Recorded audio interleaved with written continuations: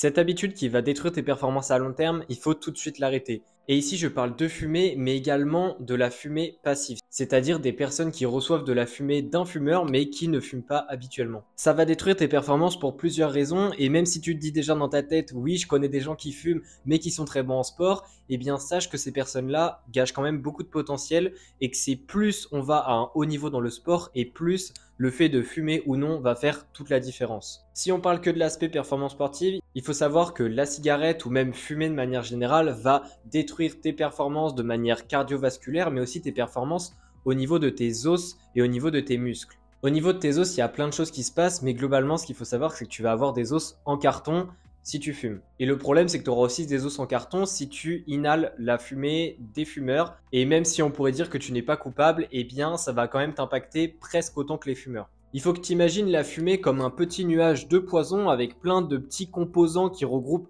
différents types de poisons et qui ont leur propre intensité et qui vont donc impacter ton corps d'une manière plus ou moins forte pour chacun de ces composants.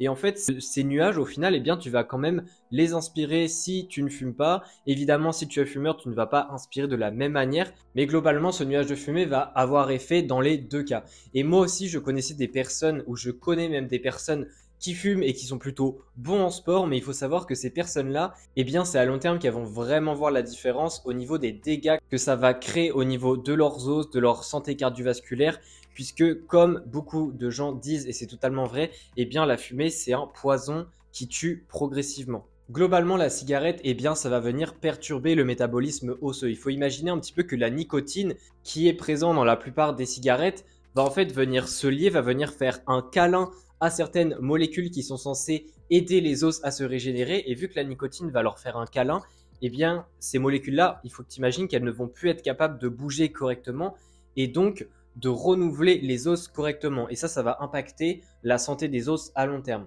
Mais il n'y a pas que ça comme problème. La nicotine aussi, ce qu'elle va faire, c'est qu'elle va couper l'appétit. Il faut savoir que la nicotine, eh bien, elle va agir au niveau de ton cerveau et au niveau des neurotransmetteurs. Et ça va t'empêcher d'avoir vraiment faim. Et donc, le fait que tu as un poids plus mince, eh bien, même si ça peut paraître bien sur le papier, et notamment pour les sports où il faut être considéré comme mince, eh bien, ça va aussi impacter la santé de tes os, puisque plus tu as un poids qui est faible, et plus l'impact mécanique qu'il va y avoir sur le sol par exemple, quand tu cours, etc., le fait que tu tapes ton pied contre le sol, et bien plus ton poids va être faible et moins il y aura de travail au niveau de cet aspect mécanique. Mais le problème, eh bien, c'est que si vraiment il y a trop peu de travail, tes os ne vont pas pouvoir s'adapter et donc ça va empêcher qu'ils se renouvellent et qu'ils deviennent plus forts. C'est un petit peu comme si tu avais un élève qui était en cours, il y a le prof, il dit oui, vous avez un travail à rendre, sauf qu'il ne donne pas de deadline. Et au final, vu que l'élève n'a pas de pression et n'a pas de pression au niveau de la deadline du travail, eh bien, il ne va pas le faire. C'est-à-dire qu'il ne va pas chercher à s'améliorer sur le problème.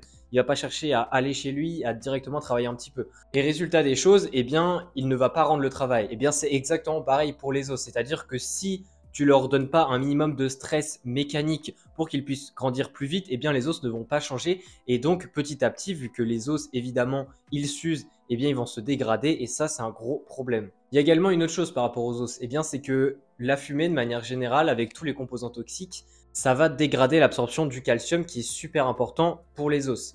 Et en plus de ça, eh bien, ça va aussi venir perturber le métabolisme de nombreuses hormones, dont par exemple les œstrogènes, ce qui va être donc très problématique pour les femmes notamment, mais aussi de la testostérone, puisqu'il y aura une diminution de la production. Maintenant, tu dois te dire, oui, c'est vrai que les os, là, ils vont être un petit peu en très mauvaise santé, et tu dois te dire, bah, j'ai fumé déjà depuis beaucoup d'années, donc ça sert à rien que j'arrête. Eh bien, sache que les recherches ont montré que si tu arrêtes de fumer, eh bien, au fur et à mesure du temps, il y a une partie, alors je dis bien une partie, tout ne va pas être annulé, on va dire, mais il y a une partie des dégâts occasionnés au niveau des os qui va quand même être régénérée en quelque sorte.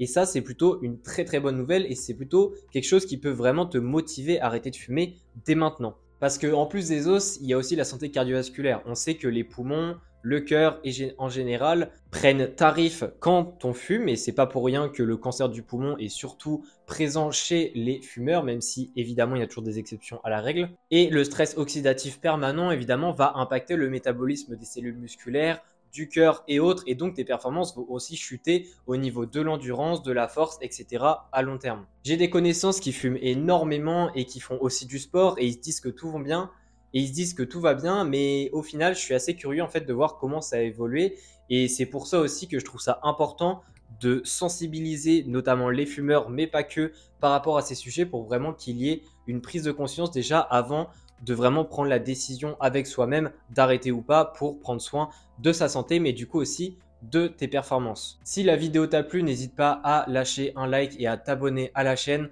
Encore une fois, pour la nutrition, il y a des choses à faire et aussi chez les fumeurs au niveau du profil antioxydant, etc. Si tu veux avoir plus d'infos par rapport à mes suivis personnalisés en nutrition, n'hésite pas à cliquer sur le premier lien dans la description.